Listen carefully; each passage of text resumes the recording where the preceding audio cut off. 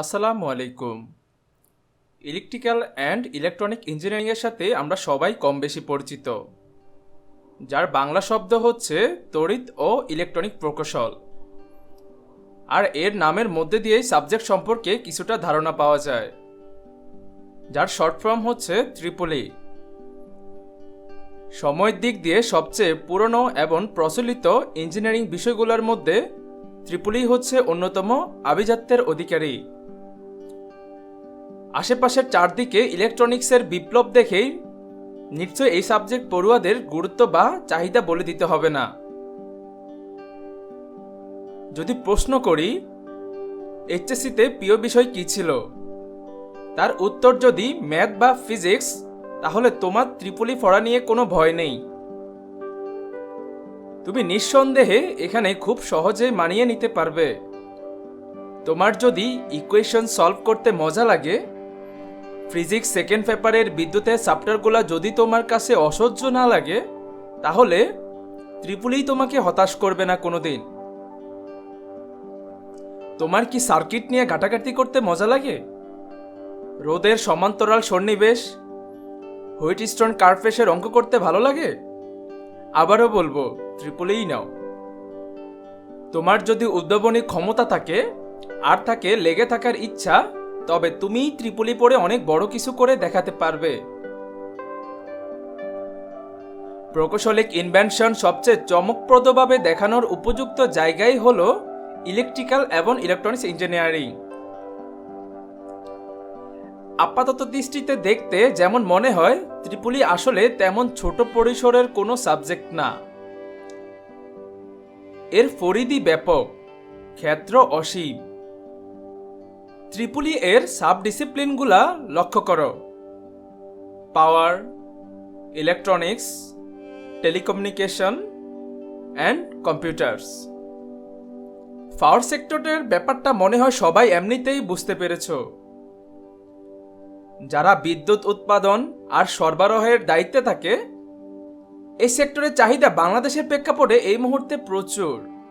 চাহিদা পূরণের জন্য প্রতি বছরেই নতুন নতুন বিদ্যুৎ কেন্দ্র তৈরি হচ্ছে।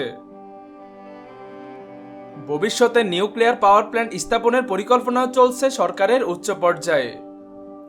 আর এই সেক্টরের পুরো দায়িত্বই থাকে ইলেকট্রিক্যাল ইঞ্জিনিয়ারদের হাতে, যারা নিজেকে একজন পাওয়ার ম্যানেজমেন্ট ইঞ্জিনিয়ার হিসেবেই দেখতে চায়। তারা নিঃসংকোচেই ত্রিপলি নিতে পারবে। ইলেকট্রনিক্স নিয়েও সবাই হালকা পাতলা কিছু জানো। রেজিস্টর, ক্যাপাসিটর, ইন্ডাক্টর, এসবের নাম তোমরা শুনে এসেছো। এখনকার সময়ে তোমরা যত ডিভাইস দেখো, তার বেশিরভাগই ইন্টিগ্রেটেড সার্কিট দিয়ে ডিজাইন করা। স্মার্টফোন, আইপ্যাড, নোটপ্যাড, ল্যাপটপ, সবগুলাই ইলেকট্রনিক্সের অবদান। মাইক্রোকন্ট্রোলারের নাম হয়তো কেউ কেউ শুনে থাকবে। যার রোবোটিক্স নিয়ে পড়াশোনার ব্যাপক ইচ্ছা, তাদের জন্যই মাইক্রোকন্ট্রোলার একেবারেই শুরুর ধাপ। তবে হ্যাঁ, এদিক দিয়ে আগাতে হলে অবশ্যই পরিশ্রমী আর উদ্যমী হতে হবে। যাদের উদ্ভাবনী ক্ষমতা বেশি, বিস্তর ইচ্ছা আছে এই র্যাপিডলি রানিং টপিক নিয়ে পড়াশোনা করার, তার জন্যই ত্রিপলি দরজা সদা উন্মুক্ত। টেলিকমিউনিকেশন, যোগাযোগ নিয়ে কাজ কারবার। মোবাইল ফোন কোম্পানিতে মাঝের কয়েক বছর ত্রিপলি ইঞ্জিনিয়ারদের বিশাল চাহিদা ছিল। আমাদের মতো দেশে নতুন নতুন নেটওয়ার্ক, টাওয়ার, কাভারেজ তৈরি সহ সমগ্র সিস্টেম ম্যানেজমেন্টের দায়িত্বে আছে বিপুল সংখ্যক ত্রিপলি ইঞ্জিনিয়ার। যত নতুন নতুন টেকনোলজি আসবে, অত চাহিদা এক্সপান্ড করবে। যারা নিজেকে একজন প্রতিষ্ঠিত টেলিকমিউনিকেশন ইঞ্জিনিয়ার হিসেবে দেখতে চাও, তাদের জন্যই অবশ্যই ত্রিপলি। কম্পিউটার আসলে এমন এক ব্যাপার, যাকে কোনো কিছু থেকেই আলাদা করা যাবে না। ত্রিপলি থেকে পড়ে পরবর্তীতে সফটওয়্যার ইঞ্জিনিয়ার হয়ে গিয়েছে এমন উদাহরণও আছে অনেক। তুমি যদি প্রোগ্রামিং ভালো বোঝো, কম্পিউটারে ভালো দক্ষতা থাকে, তবে ত্রিপলি পড়েও তুমি সহজেই সিএসসি সাইডে ড্রাইভ আউট করতে পারো। আসলে যাকে যা স্যুট করে আর কি। ত্রিপুলি পড়েছে বলে যে তুমি প্রোগ্রামার হতে পারবে না বা সফটওয়্যার বানাতে পারবে না এমন ধারণা পুরোপুরি ভুল। তোমার যদি ইলেকট্রনিক্স এর পাশাপাশি সফটওয়্যার নিয়েও ঘাটাঘাটি করতে ইচ্ছে করে তাহলে তুমি সহজেই ত্রিপলি নিতে পারো। এখানে এই সুযোগ প্রচুর। চাকরির বাজার নিয়ে আমি কোনো কথা বলবো না, শুধু বলবো ত্রিপলি হলো একটা এভারলাস্টিং সাবজেক্ট। যতদিন পৃথিবী টিকে থাকবে অতদিন এর ডিমান্ড কমবে না। দেশে থাকতে পারলে তো ভালো, যদি তা সম্ভব না হয় তোমার জন্য আছে বাইরে যেয়ে পড়াশোনা করার অপুরন্ত ক্ষেত্র। দেশে বিদেশে সব জায়গাতেই তোমার সম্মানজনক অবস্থান থাকবে। চাকরি নেই, হাজার হাজার স্টুডেন্ট হয়ে গেছে এমন শোনা কথায় কান দিতে যেও না। তোমার যদি যোগ্যতা আর মেধা থাকে তবে ত্রিপলি পড়ে তোমাকে একদিনও বসে থাকতে হবে না। তুমি ঠিকই তোমার ডিজার্ভিং পজিশনে যেতে পারবে।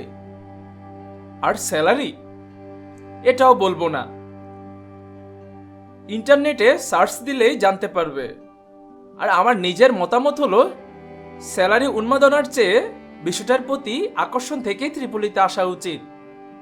ভিডিওটি ভালো লাগলে অবশ্যই লাইক বাটনে ক্লিক করুন এবং ইঞ্জিনিয়ারিং রিলেটেড কোনো ভিডিও পেতে অবশ্যই আমাদের চ্যানেলটি সাবস্ক্রাইব করুন আর পাশে রাখা বেল আইকনটি প্রেস করুন।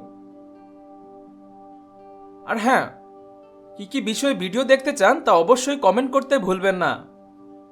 তো দেখা হচ্ছে পরের ভিডিওতে, সে পর্যন্ত ভালো থাকুন। আসসালামু আলাইকুম।